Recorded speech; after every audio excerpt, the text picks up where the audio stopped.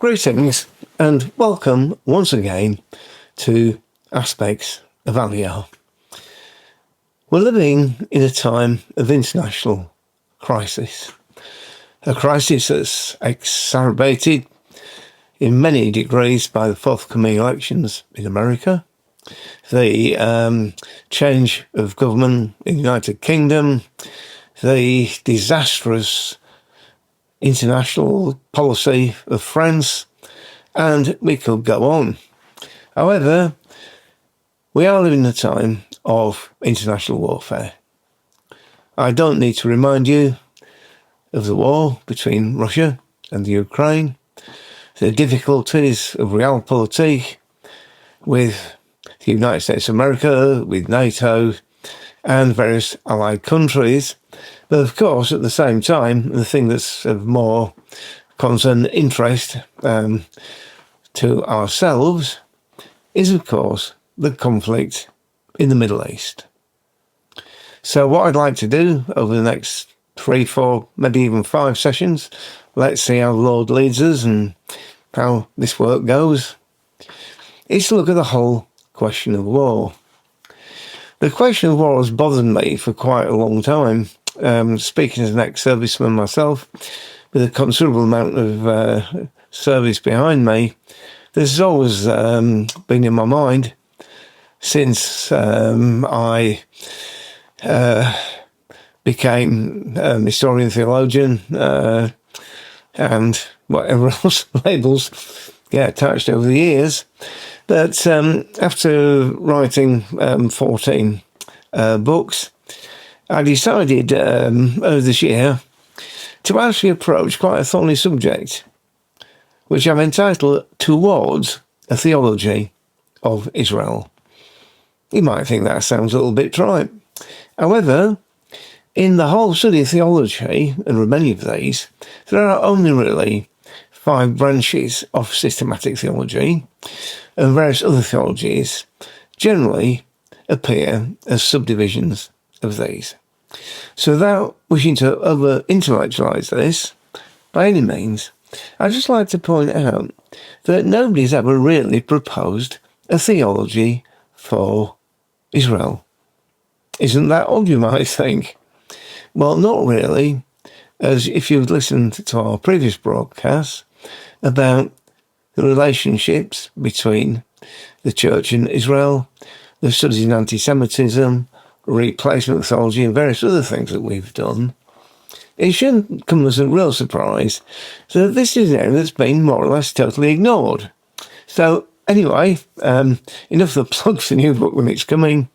But while I was doing this, it struck me that the whole question of war and warfare has not really been addressed.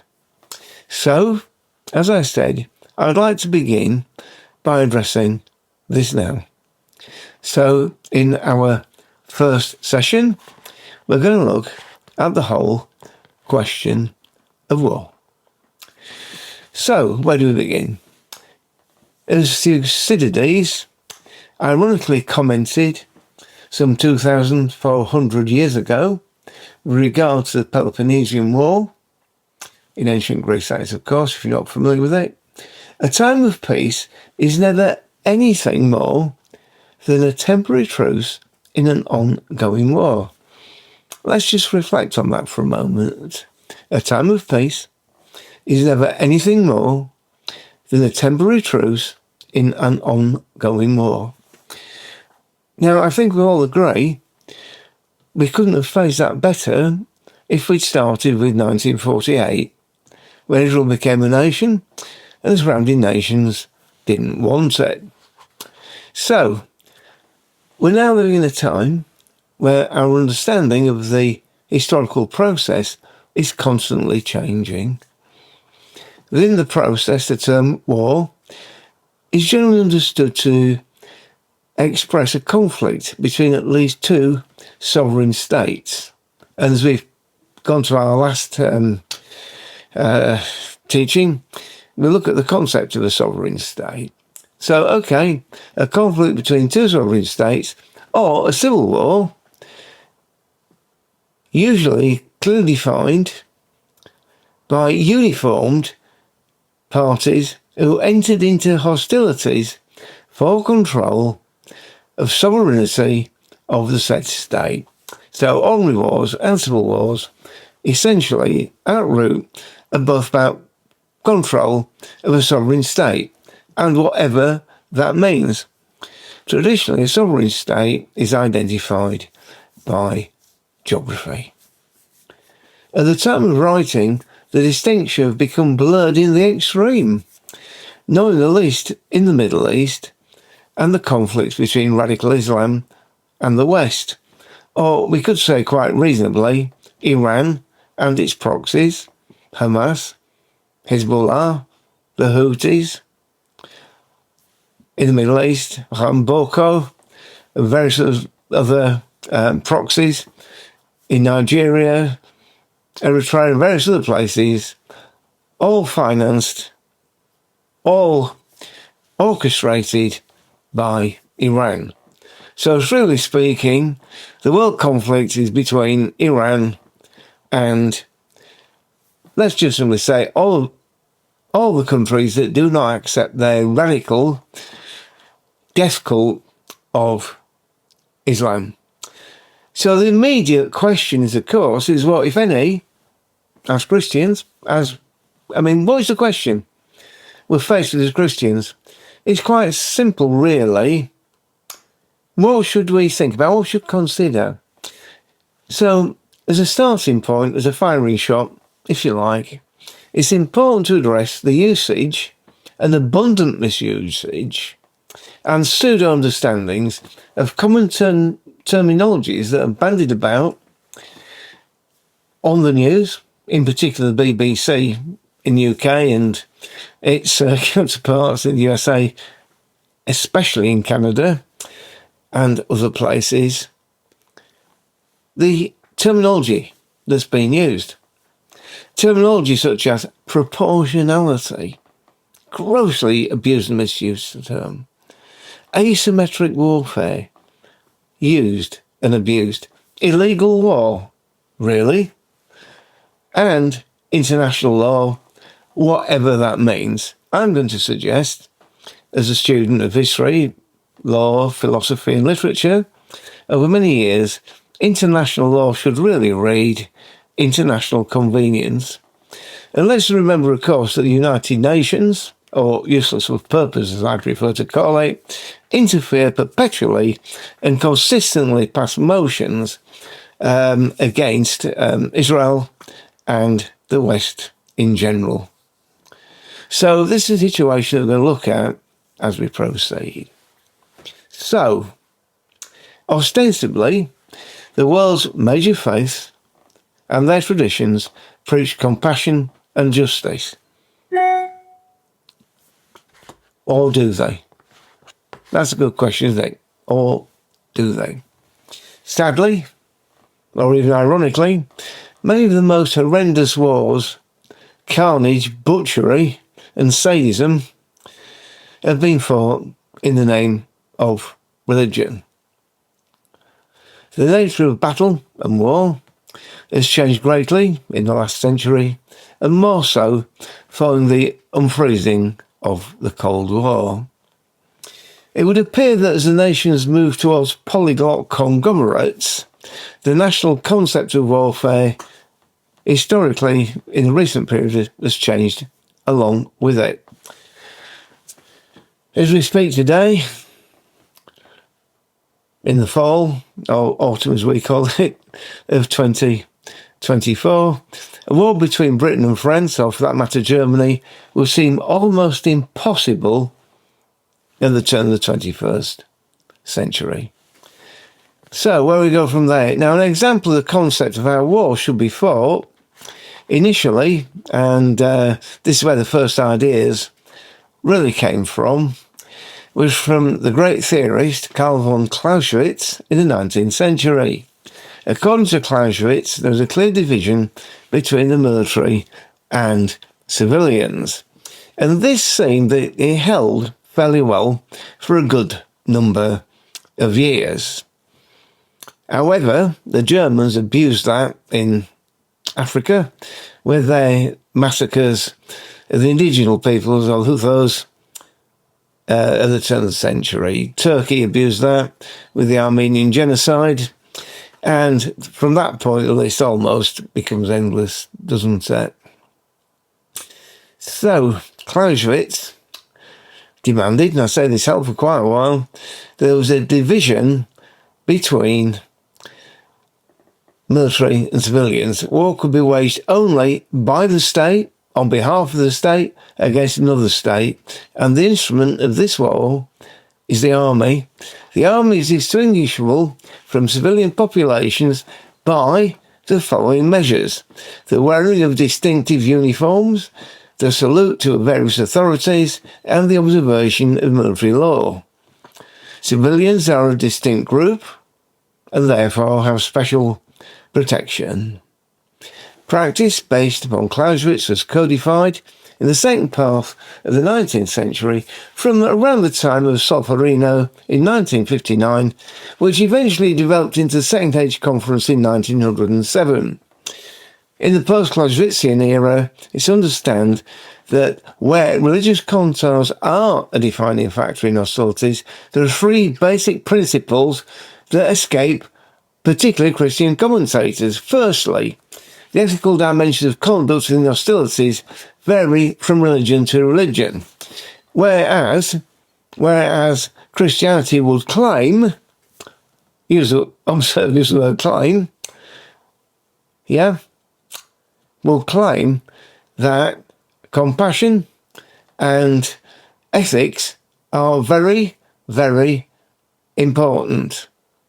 And according to these kind of views, which I personally think are very naive, everybody's behaved like perfect ladies and gentlemen and behave according to a set of protocols that where we'll go back to Augustine's concept of these things must be the greater good, where mercy triumphs over judgment, etc., etc.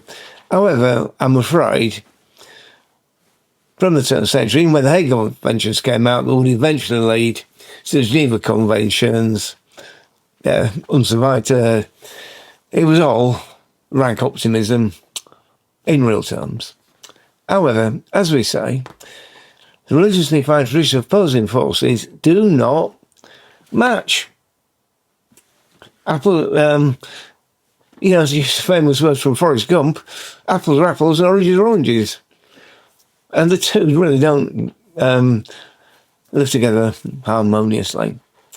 So really, the ideas that came behind the Judeo-Christian, or more Christian Hague and Geneva Conventions, in one sense is quite ludicrous. So, an individual with a religiously concerned military force cannot, and definitely should not act according to religiously defined conditions of opposing forces. Because if Christians fight in Islam, if we took their view, every Christian has to be beheaded. I mean, it's as ludicrous as this. Thirdly, religious contours within war situations are the products of thought and not reality. We're living in a time where ideology triumphs over common sense, pragmatism, and reality. in our own country, well, my country, that is the United Kingdom, ideologies triumph over reality to the extent that with 100 days of government, our country is literally falling to pieces. May God preserve in America if whoever wins the election decides to embark on this sort of process. So, religious cults in war are processes of thought. So let's just take a break there, and then we're going to move on to Jewish theories of war, part 1. So we might have to do this as part 1 and part 2, but I say this is simply a break to get us going. If you are a Christian, then there is no question that you owe a great debt to the Jewish people. Unto them were entrusted the oracles of God. What does that mean? It means, if not for the faithfulness of the Jewish people, we would not have this. And therefore you would not know your God, and you would not know his Son. Israel and the Jewish people are under attack right now, and we owe them everything. The least that we can do is support them in their hour of need. So please go to EzraInternational.org and give to the Emergency Relief Fund, and your dollars will be used to help displaced and traumatized Jewish people throughout the land. And remember, if you do nothing, relief and deliverance will arise for the Jewish people from another place. Yet who knows whether you have come to the kingdom for such a time as this. Please go to EzraInternational.org and give your best gift today.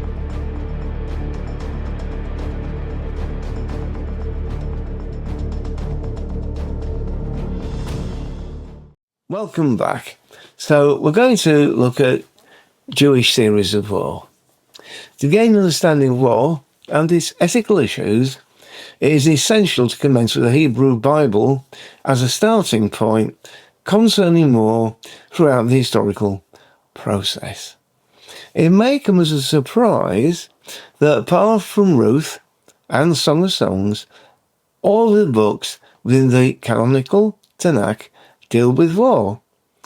And although not presenting a unified picture, seems to give an overview that war is both a necessary and a natural element within the history of the ancient Near East. That really sounds quite shocking, does it? Or does it? The Bible contains a number of famous references and ideas about war, when looked at together, reflect the tensions between an ideal utopian vision of the end of days and the recognition of the realities of human existence. I'd like to repeat that. The Bible contains a number of famous references and ideas about war, but when we look at all the scriptures, and a large corpus of these, to reflect an ongoing tension between an ideal vision of the utopian end of days, which, as we know, is achieved by violence and war, and the recognition of the realities of human existence. Now, despite the centrality of the prophetic yearning for world peace, there is a clear understanding within the Bible that war is sometimes an unavoidable necessity, and in fact, a religious experience and even a religious duty. An examination of the teaching of war in the Hebrew Bible helps illustrate how views of war were established in ancient Israel and became modified, obviously, and adapted from the ancient times through to the modern age. So, to gain an understanding of war and its ethical issues, it is essential, as we said, to start with the Hebrew Bible. So, as we said, despite the hope expressed in the prophecies of Isaiah, and they shall beat their swords into plowshares, and their spears into pruning hooks, nation shall not lift up sword against nation, neither shall they learn war any more. Is it interesting, isn't it, that is like one of the opening challenges, one of the opening statements of the great eschaton for the Jewish people. But until those days that Isaiah looked at, if we read through the prophet Isaiah, we'll find there are many interruptions and tensions as the historical process and the history of ancient Israel moved towards what they hoped for. So, until those days arrive, there may be times when war is required. In such circumstances, Halakha views war as a necessity, wherefore participation therein is an obligation under certain circumstances. However, there are a number of issues that need to be addressed under two specific categories, namely that of the time preceding the destruction of the Jerusalem temple and the subsequent Bar Kokhba revolt and the rabbinic period. So basically, when we say this, we're probably looking at the Second Temple period, 400 BCE to 70 CE, and then the Bar Kokhba revolt, early 2nd century, then the rabbinic period that followed on from there, which we'll deal with separately until we come to the medieval period. So, the political philosopher, Dr. Michael Walzer, drawn from his experiences in the Vietnam, proposed a theory that is based on the premise that war is a social activity rather than a role of necessity, and therefore the actions of those involved in war are subject to ethical evaluation. Walzer wrote in 1977 a book called Just and Unjust War. There have been 5 editions of this with 5 different prefaces, but the initial concept is largely received. So, as we move along, our concern is going to be largely driven around the idea of just war. What is just war? Also, we're going to have to encounter what is that which was traditionally known, in my mind erroneously, as a holy war. A holy war, if we want to use that phrase, is probably something like the great abomination known as the Crusades. The wars of the Tanakh and the Second Temple period are probably better referred to as the wars of Yahweh. That is probably a better way of putting it. So, we'll put Michael Walzer's idea to one side, even though there is an element of truth in it, because it as well has been many elements are going to come to if a man in particular moves outside of the social elements of it, then he moves outside the society as well. So there are basically 2 ideas that run throughout warfare, both in Judaism and also in Christianity, and they are the realms of jus al bellum, just war, and jus in bellum, justice in war. And these philosophical notions are intended to regulate all wars, or at least to shape our judgments of all wars, whoever fights them, whenever and wherever they are fought. So, the Jewish account of the concept of war, by contrast to philosophy, which basically, as we've gone to Christian ideas, is basically drawn from the early church fathers, but particularly from Augustine, who made a composite of the very early church fathers, then regulated, expanded, and generally becoming the property of the Catholic Church through Thomas Aquinas in the Middle Period. And ironically, until the Reformation, these things didn't change. The only difference was that theology moved from the glory of God to the glory of the cross, which could be probably better read as the glory of the church, replacing the glory of the Catholic Church by the Protestant Church. It's quite a nuanced argument, and we will not detain ourselves any further with that. So the Jewish account of the considerations of war derived from biblical text, chiefly and ongoingly from the Torah, and particularly Deuteronomy, which as such should be understood as an aspect of revealed law. So the whole idea of war, its conduct, what it is, what Israel is, are defined from Sinai. And the two categories of war described by rabbis later as divinely commanded wars and permitted or optional wars are commanded to Jewish people alone. But in our last few minutes, and to get us started, I'm sorry this has been a bit of a long introduction, but I do feel the necessity for an introduction, because the whole concept of war is largely ignored by Christians, or is approached in, and no offence to our listeners, viewers, has only ever been really taught in a rather naive way in some areas, or a pacifistic way in others, or very much in an appeasement model.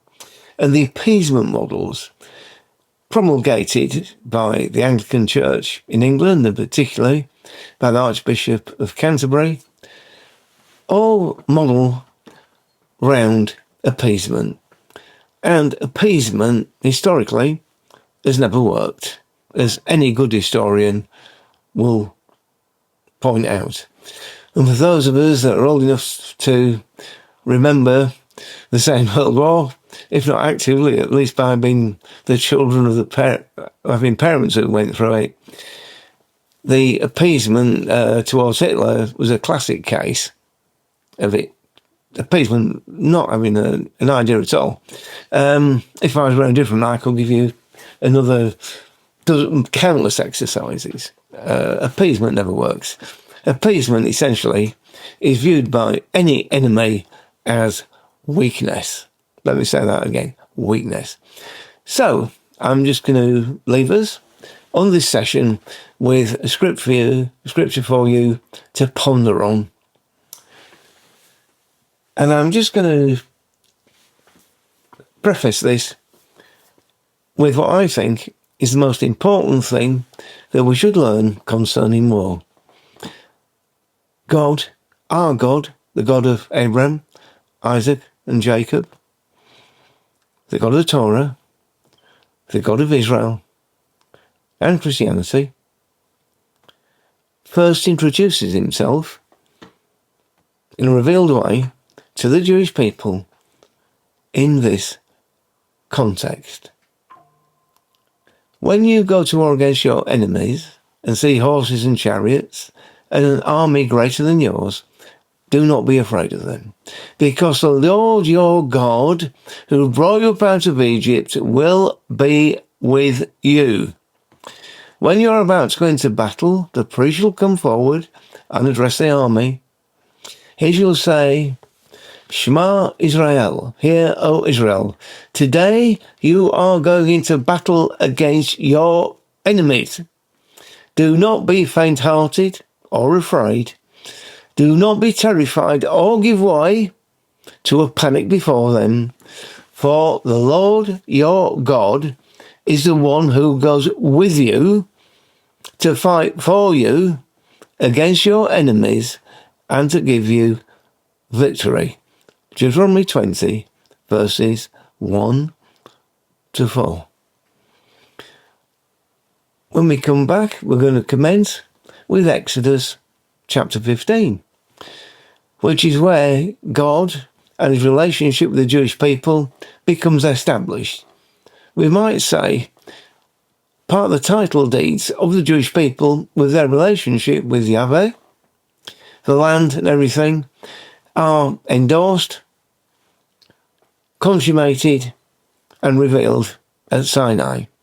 So, get your Bible ready. Exodus chapter 15, and we will start on the Jewish theology of war. I hope this has caught your attention. Now, I say I know the introduction has been a little bit technical and maybe outside of the exciting parts, but unless we understand this preface, then we're not really going to understand a lot of it as we go on. So, in the meantime, as always, God be with you until we meet again.